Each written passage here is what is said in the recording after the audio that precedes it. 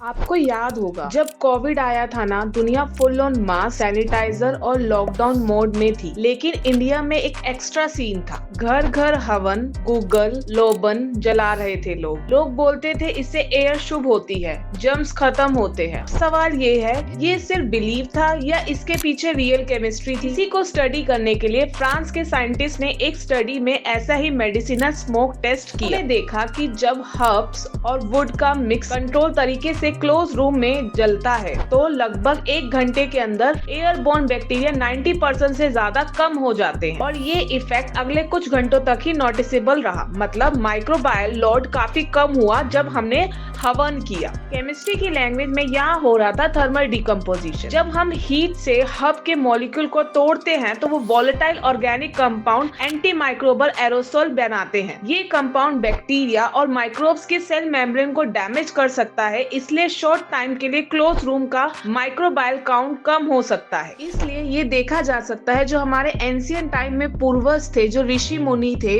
वो हवन इसलिए ही करते थे कि जो भी वायरस या बैक्टीरिया हमारे एयर में बॉर्न हुआ है वो खत्म हो जाए। लेकिन एक बात क्लियर रखो, हवन ना कोविड का क्योर था ना वायरस को कम्प्लीटली खत्म करता है। ये सिर्फ इतना दिखाता है कि हमारे ट्रेडिशन के पीछे स्ट्रॉन्ग ऑब्जर्वेशनल केमिस्ट्री छुपी हुई है। जब साइंस और ट्रेडिशन साथ मिलकर समझे जाते हैं तब उसका नाम अंधविश्वास नहीं बल्कि रिसर्च टॉपिक पड़ता है। ये है केमिस्ट्री बिल्कुल रियल लाइफ में।